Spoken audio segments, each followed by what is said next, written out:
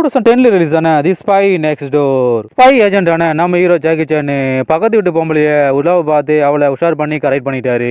ஒரு பக்கம் அந்த ஆண்டிக்கு 3 பசங்க, ஒவ்வொன்றும் ஒவ்வொரு விதம் வாழைத்தனம் பண்ணிக்கிட்டே இருப்பாங்க. ஆனா அவங்களுக்கு நம்ம ஜாக்கியை கண்டாலே பிடிக்காது. எனக்கு உன்னை பிடிச்ச மாதிரி என் பசங்களுக்கும் உன்னை பிடிக்கணும்னு ஆண்டி சொன்ன உடனே நம்ம ஹீரோவும் பசங்களை கரெக்ட் பண்ண பாக்குறாரு. நம்ம ஜாக்கி ஒரு வில்லனை பிடிச்சி அவன் கண்டுபிடிச்ச ஃபார்முலாவை கரெக்ட் பண்ணி அவனை சிறையில் அடைக்கிறாரு. இனிமேல் நான் ஸ்பை ஏஜென்டா இருக்க மாட்டேன்னு சொல்லிட்டு வந்துட்டாரு. நம்ம ஜாக்கி ஒரு ஸ்பை ஏஜென்ட்னு ஆண்டிக்கு தெரியாது. அவளும் ஊருக்கு கிளம்பி போயிட்டா. பசங்களை இவ தான் பாத்துக்கணும்னு நிலைமை. நம்ம ஜாக்கியும் விதவிதமா இருக்கிற பசங்களை எப்படியாவது கரெக்ட் பண்ண பாக்குறாரு. ஆனா அதுங்க இவரை வதம் பண்ணுதுங்க. இவர் பிடிச்சு கொடுத்த வில்லனை தப்பிச்சிட்டான். அவன் நம்ம ஹீரோவையும் ஃபார்முலாவையும் தேடிக்கிட்டு இருக்கான். இதுக்கப்புறம் நம்ம ஜாக்கி வாண்டு பசங்களை அன்பான பசங்களா மாத்தினாரா இல்லையா, வில்லனை அழிச்சாரா இல்லையான்னு படத்தை முடிக்கிறாங்க. ஒரு தரமான படம். ஆனா லேக் அடின்னு அடிக்கும். ஜாக்கியோட சண்டையும் காமெடியும் அதை சமாளிக்கும். தமிழ் டப்பிங் சிறப்பு. ஆனா theatre audio cinematography okay. IMDb rating 5.4, நம்ம ரேட்டிங் 5. தி ஸ்பை நெக்ஸ்ட் டோர் உளவாளியும் களவாணி பசங்களும். 2011 ரிலீஸ் ஆன ஷவோலின் பல பேரை கொண்டு போரில் ஜெயிச்சு நாட்டையும் புதையையும் அபகரிக்கிறான் கொடூரமான மன்னன். நாட்டையும் தங்கத்தையும் தான் தங்கையோட புருஷனுக்கு பிரிச்சு கொடுக்கணும் என்பதற்காக அவனை கொலை பண்ண ஸ்கெட்ச் போடுறான். ஆனா அவனோட தம்பி இவனுக்கு ஸ்கெட்ச் போடுறான். ஒரு பக்கம் இவரோட பொண்ணையும் இவரால் காப்பாற்ற முடியல. நான் செய்த பாவத்தால தான் என் பொண்ணை நானே கொண்டுட்டான்னு மன்னன் துறவியா மாறி மனசை தூய்மைப்படுத்திக்கிட்டு இருக்காரு.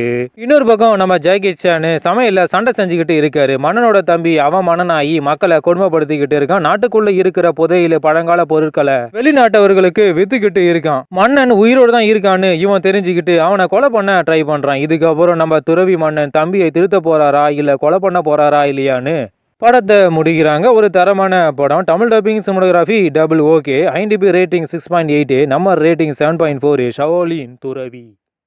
2014 ரிலீஸ் ஆன டிராகுலா அன்டோல்டு நாட்டை சிறப்பாக வழிநடத்தி கொண்டு போயிட்டு இருக்காரு மன்னரான நம்ம ஹீரோ. ஆனா எது நாட்டு மன்னனுக்கு கப்பம் கட்டிக்கிட்டு இருக்காரு, அடிமையாவும் இருக்காரு. ஒரு பக்கம் அந்த மன்னன் 1000 சிறுவர்களை அடிமையாக கேட்கிறான்.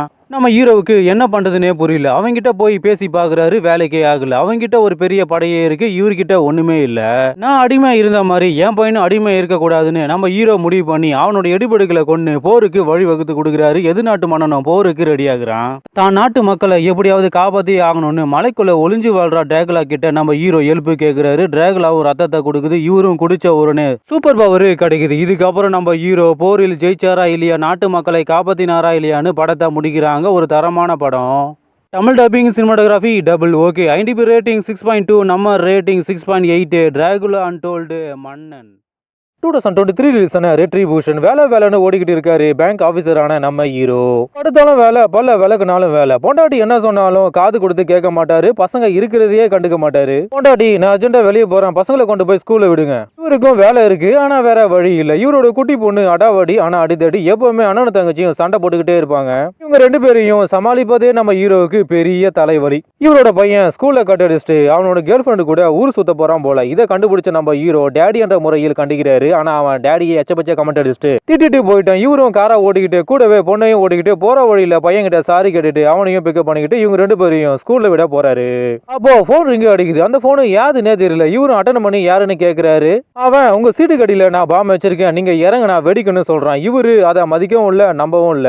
ஒரு பக்கம் காருக்கு அடியில செக் பண்ணி பார்த்து அங்க பாம் இருக்கு. அப்போதான் இவரே நம்புறாரு. இன்னொரு பக்கம் இவர் கார்ல பாம் வச்ச மாதிரி இவரோட ஃப்ரெண்டோட கார்ல பாம வச்சு அவங்கள கொலை பண்றான். இதுக்கப்புறம் நம்ம ஹீரோ பொண்ணையும் பையனையும் காப்பாத்தினாரா இல்லையா, பாம வச்சவன் யாருன்னு கண்டுபிடிச்சு அவனை அழிச்சாரா இல்லையான்னு படத்தை முடிக்கிறாங்க. ஒரு தரமான லேக் அடிக்கிற படம். Tamil dubbing okay. ஆனா போன்ல பேசுறது ரொம்ப எரிச்சலா இருக்கு. Cinematography okay. IMDb ரேட்டிங் 5.3, நம்ம ரேட்டிங் 5. ரெட்ரிபியூஷன் பணம் பழி வாங்கும்.